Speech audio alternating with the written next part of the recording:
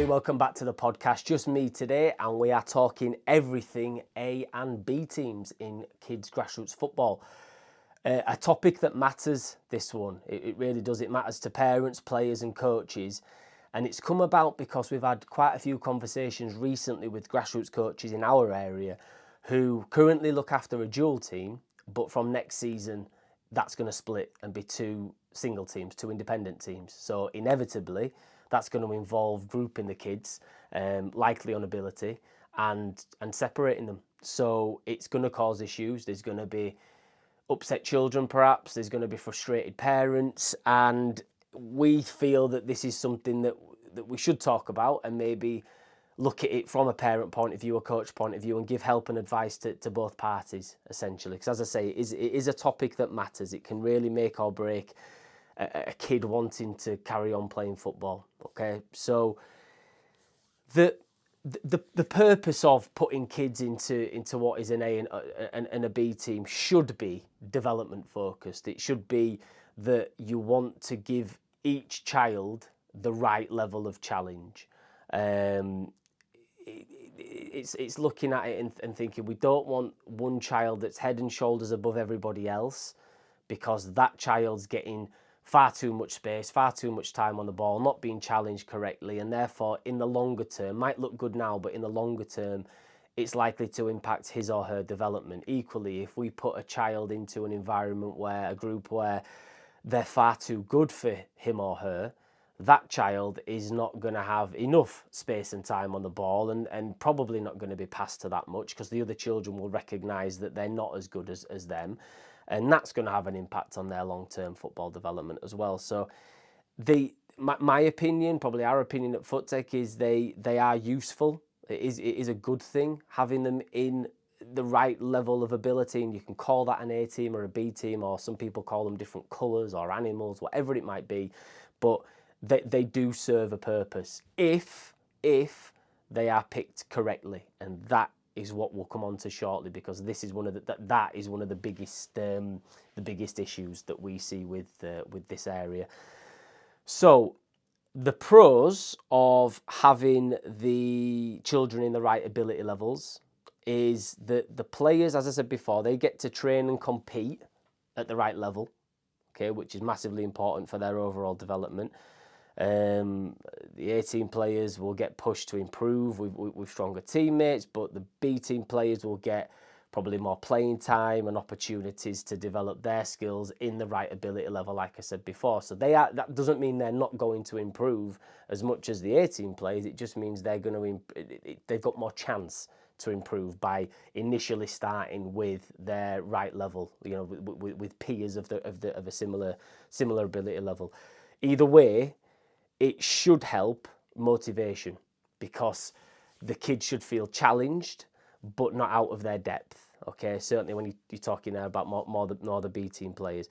For the A team players, they're getting that right challenge, and it's more interesting for them because they are being challenged correctly. It's not too easy for them. So either way, it should help motivation, and it should help create a pathway for progression for both sets of players, which is what we want, keeping them motivated and enjoying it, but progressing, developing at the same time.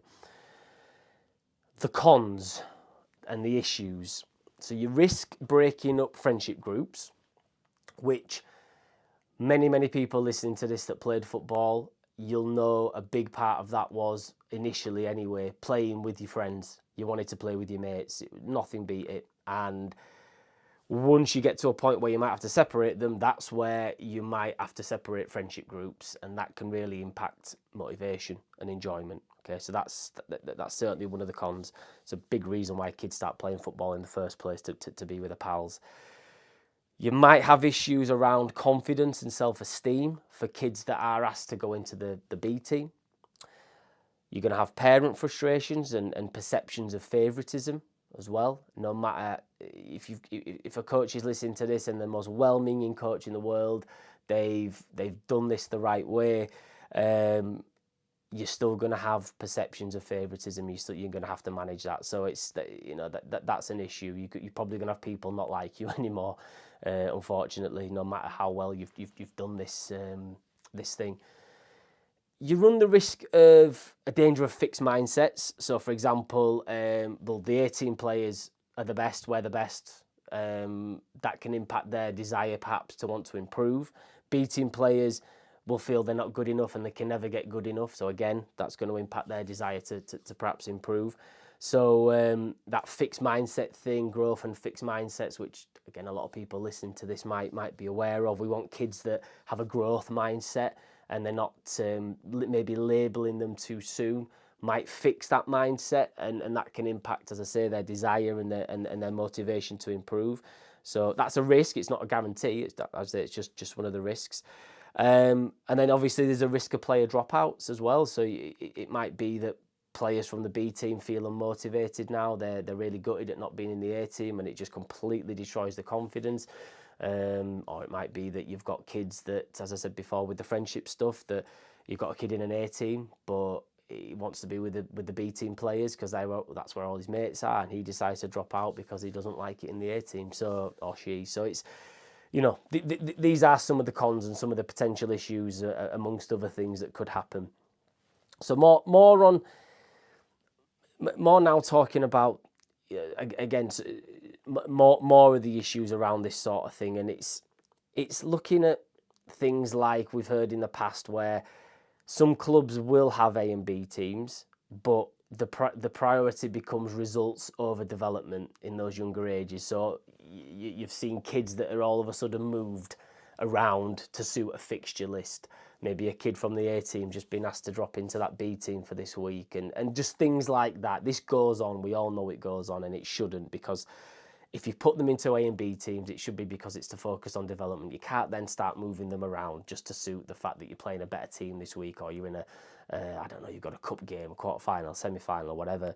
It can't be about that. If they're in these teams, they're in these teams. And it needs to be, the development needs to be priority. Big thing, and a lot of people listening to this might have gone through this themselves, is that the teams are picked on anything other than football ability. So the coach's mate's son or daughter, the coach's child's mates. This harms not only the development of the players, but also the view of the coach. From a character perspective, you're going to lose so much respect from parents that are bringing their children to you if they know that you've picked up a child based purely on the fact that you're friends with the child's dad or mum or whatever. Okay, it cannot be about that. If you are going to go down this route of grouping the kids on ability, it needs to be grouped on ability. It can't just be because you go drinking on a Friday night with that child's dad or mum, whatever. Okay, it just can't be about that. The psychological impact on the kids is something else to be aware of. Does it create unnecessary pressure? Some would argue yes, some would argue no, but at the younger ages, we're not talking here about academy football either. We're talking about grassroots football. So when we start putting these labels on kids, or they're aware that there's an A team and a B team, is there a bit of an impact on kids there? Potentially, but again, these are just ideas and just some of the potential pitfalls of it. Another concern is sometimes how coaches and clubs handle movement within those teams. So if you're going to have an A and a B team, then there needs to be a pathway for the B team to get B team players to possibly go to the A team, and also an understanding that if an A team player doesn't progress, or perhaps their attitude isn't right, whatever, that there is a risk that they're going to be demoted as well and put in that B team.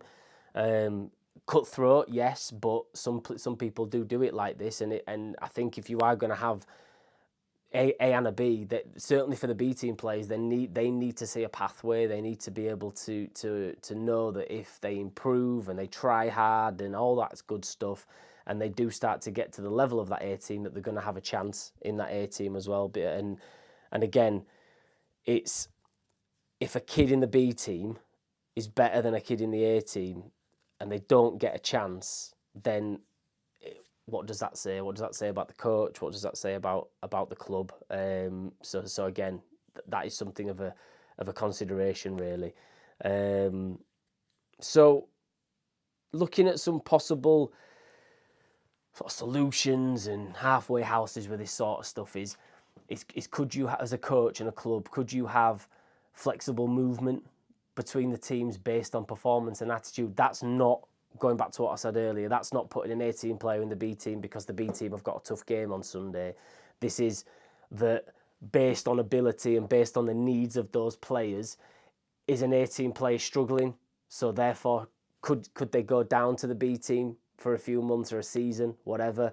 Equally, an 18 player is head and shoulders. They're not getting the right level of challenge anymore because they've exceeded their ability within that group, or they exceeded the ability of the group. Can they look at playing with the A team now? Is there that pathway? Okay, how easy that is during the season is another thing. Regarding whether or not the league will allow it and so on. But if that's an opportunity, if that's a possibility, then that's something that should be considered. A plan B might be that we have mixed training sessions. This could be something anyway that you do. So the B team players still get exposure to the A team and their standards. But I'd say to an extent, because you still want the A team training as much together, because again, they're going to be bringing each other on and the B team are getting the right level of challenge together as well. So is there opportunity to maybe do that, I don't know, once a month, or have maybe 10 minutes within a session where it is a mixed session, and maybe your arrival matches or 10 minutes of the games at the end, maybe you can mix the A and the B team together and have that as well. But going back to what I said earlier about the flexible movement, if that can't happen, then could you get the B team player who is ready for the A team training with the A team a little bit more or on a semi-regular basis? And equally, the A team player that needs extra help, can they go drop down to the B team for a few weeks and do some sessions with those to build up their confidence, whatever it might be. But certainly mixed training sessions can be a solution. And then thinking about the other stuff as well, you can share the costs of pitch hire and all that if you've got that as a club, with the fact there's going to be two teams there, and share equipment and so forth as well. I think the other thing as well, another approach would be educating parents and players on the long-term journey of their development. So although this is where they're starting now, this doesn't mean they're going to end up there in next season, the season after, and so forth. You can educate parents to understand that this is about the children, this is about their enjoyment and their development in the long term. And that's just, that could be as simple as some individual conversations or whatever it might be. But certainly as well, I think it's important to involve the players in that as well. This is hard when you're dealing with 7, 8, 9, 10-year-old kids, but if you're able to articulate this to them, that this is the best thing for their long-term development, then that might just put a few minds at rest and help the situation. So, advice for parents, I'd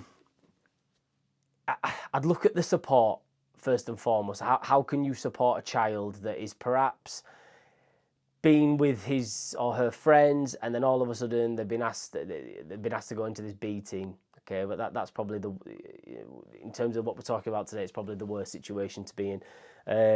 So how can you support a child placed in a B team? So motivation is key. Can we keep them motivated? This is when it goes back to all the old stuff that we preach. It's praising effort.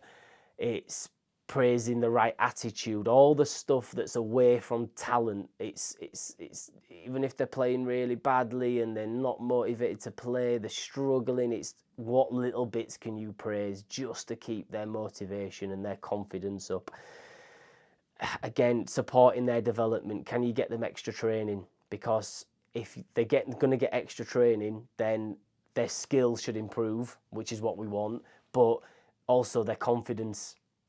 Just playing that extra session a week, that extra hour a week or two, can make a massive difference to their confidence. It takes them out of that team environment where they're not having the best of times at the minute, but they're going to stick at it. Puts them into a completely new situation, a new environment where they can maybe relax a little bit more. In terms of foot tech, That's what we do. It's what we've done for 10 years. It's kids that are in these grassroots clubs and they could be having a great time, but equally not. But they come to us and it's a completely different session, completely different environment, and they can forget about the pressures of the team thing for a little bit. So if you can find sessions like that to help your child, not only with their skills, but also the confidence, then that can be huge in these situations, particularly for those players that are maybe struggling.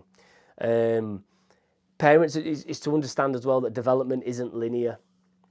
These kids that have been placed in the A team, it doesn't mean that all of a sudden they're just going to continue going up and up and up and up. It doesn't happen like that. It doesn't happen for every player in the A team, and certainly doesn't happen for every player in the B team either. So development isn't linear, and many in that A team might not be there next season, might not be there the season after, and a lot of that B team that have tried really hard, and maybe you've got a late developer on your hands as well. That's a massive thing, where all of a sudden next season after, they're a completely different player. So just because you've been put into this thing now, it isn't the be all and end all. It isn't you're not drawing a line under it. This is just the start of the journey, and it's now okay. What's next? Because as I say, the stuff like the late developers and so forth, we've seen this time and time and time again. A child can go from being in the B team to being an absolute superstar the season after, and more than good enough to get into an A team. So yeah, understand that this is not the end. For me as a parent as well, I'd look at the personal growth rather than just the team status. We know ego-wise, it'd be lovely that they're all in the A team and so on, but it doesn't work like that. So what else can we take from this? What are the other positives? Well, stuff like resilience, to bounce back from this is going to be a big thing for them in the longer term, not just in sport, but outside of sport as well. Things like coping skills and so forth. Social skills, because perhaps they're going to have to mix with kids that they weren't as friendly with, not because they don't like them, but just because they were closer to the other kids that they're now not with anymore. Massive, looking at that, just taking them out of the comfort zone a little bit more, and they're having to build new friendships and work as a team with other kids. Amazing, brilliant. They are such positive things to go through, even if it doesn't work. Even if they have a few months there and they still don't like it, well, the fact that you've put them into this environment, which is a bit more of a controlled environment, it's good for them as a person. And that's something that I think we as parents often forget with kids football, is that we want them to get better at football, and we don't want them to ever experience any discomfort in their football, because we want it to be great for them. But equally, take the positives from some of the setbacks, because they can have a better impact than the wins and the getting into the A teams and all that sometimes. Understand it is so hard for grassroots coaches to please everyone. And some of the parents I've been speaking to who are coaches themselves, that you can tell it's painstaking what they're about to go through. It's not easy, and they care. They don't want to upset people. They don't want to upset kids. And I'm talking here about the 99.9% of grassroots coaches. They're not in it to upset kids and possibly destroy their enjoyment and all this sort of stuff. So understand that it is hard for them. Those that are doing this for the right reasons, they're picking the teams based on ability and not a popularity contest. It's tough. It is tough for them. So just understand that, and they've volunteered to be a coach. They're not getting paid for it. They don't need this stress, but they're doing it. So, let's get behind them and just be a bit more understanding sometimes. Control what you can control. So we say this a lot, but it's so true. You can't control the coach's decision.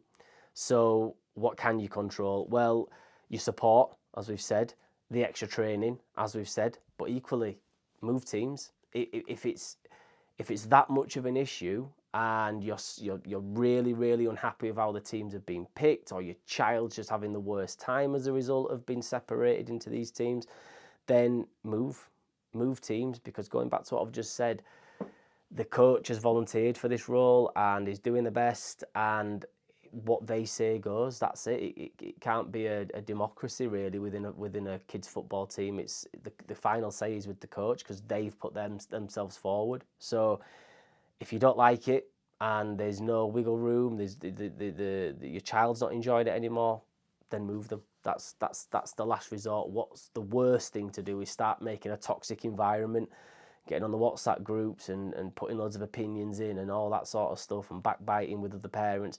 That just creates a toxic environment that's not going to be beneficial for the kids, and that's why we're doing this. That's why coaches are doing this. That's why kids football exists. It's for them. It's their game. If we all start making it toxic because we're unhappy with the coach's decision, it just spoils that. So, yeah, that might be the last resort. Move the team, the last thing that you can control. Advice for coaches and communication. We say this so much with a lot of what we talk about when it comes to grassroots football, but I think it's still something that just lets people down. Communication is going to be key with this. Communication to parents and communication to players. You don't have to justify your decisions, your decisions, but just helping parents and players understand your decisions can be massive. And if they still don't like it, that's up to them. But the worst thing to do is just going to be saying, you're in the A team, you're on the B team, you're on the A team, you're on the B team. Okay, but if you can go to a parent and a child and explain that decision, look, I want to put you in this team because I think it's going to be best for you improving. And don't worry, because we're still going to do some sessions together and there is a pathway to the A team as well. This isn't the end of it for you, but I think this is going to help you get better at football faster compared to being in that other team.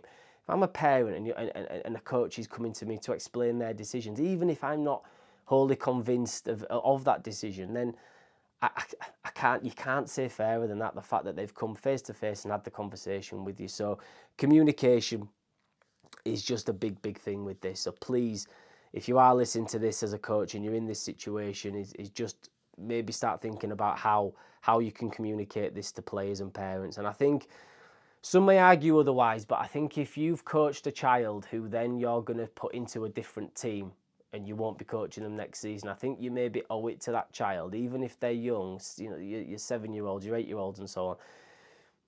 I think you owe it to that child to talk to them and explain your decision and put their mind at rest a little bit and just give them that bit of a confidence boost that they can improve and this is for them. I think that's a good thing to do because you might end up coaching that child again in the future. I just think from a human point of view, it's the right thing to do. Second thing is pick the players based on football ability above you being popular with parents. Okay, going back to what we've said earlier on, it can't be about that.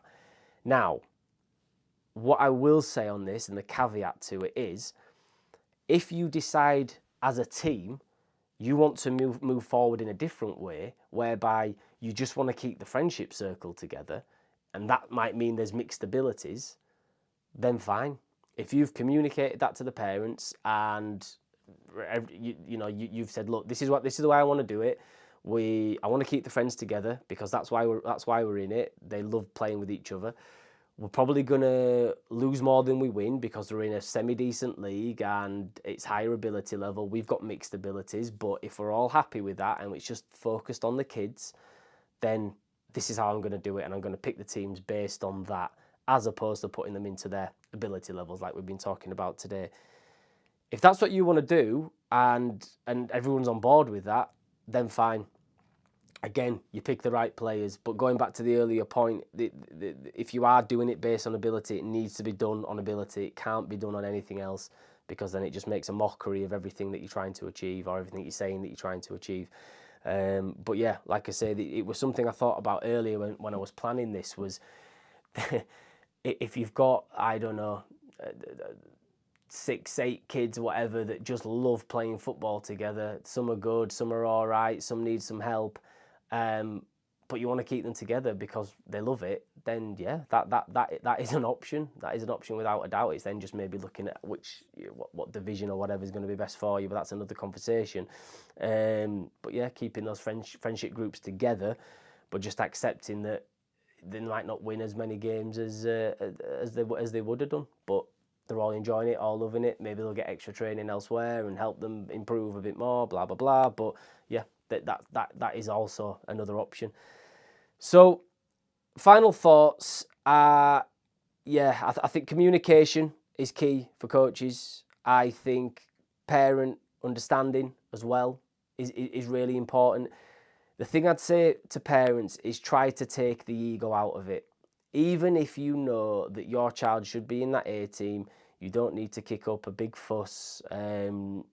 Just control what you can control, like I'd said before, and that might be the end result is moving teams, if that's going to be what it takes. But look at it objectively. When a coach approaches you and says, I want to put your child in the B team because it's going to be best for their ability, look at it objectively. Don't automatically put the rose tints on and think, oh, well, actually, no, my kid's better than that kid or that kid or that kid, because that might not be the case. Are they? Look at their training sessions, look at the matches. Are they involved? Are they being passed to? Are they getting on the ball? Are they getting time on the ball?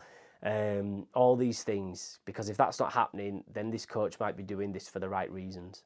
Okay, we had an example of this recently, and it is interesting, sort of human nature and so on. We had a child that we thought was doing all right, certainly in the right ability group at Foot Tech. One of the parents, or his parent, approached us to say that he didn't feel like his child was getting on the ball enough. So he came as a concerned parent, as in like, I don't feel like the group's right for him, or he's not getting on the ball enough, and so on and so on and so on. The coach, his coaches were happy with him in there, and he seemed to be enjoying it. So the question we posed to the parent was, well, if he's not enjoying it and you don't feel like he's developing, even though we do, then the other option is we can move him down a group and see how he gets on. And straight away the parent didn't want to do that. And you think then, going back to the ego thing, that thought of moving down, moving to a B team, it provokes negative thoughts, even though it might be the best thing for that child. Coincidentally, we persuaded the parent that that group was best for that child, and it's absolutely fine. But I just thought that's an interesting example of the ego thing. And that's, as parents, as coaches in this game, we just need to take the ego out of it, because it just makes for a much, much better environment. So, as I say, think about the bigger picture for coaches, for parents. This is it's a tricky topic, a tricky topic, and I don't envy the coaches that are going to have to go through this in the next few weeks. But we are here. If you just want a soundboard or just vent for a little bit, or whatever it might be, if you want to talk to us, please do, and we'll do our best to help. You know where we are for that sort of thing. And as always, comment, email, DM us, whatever it might be. More than happy to help. And as always, thank you very much for listening.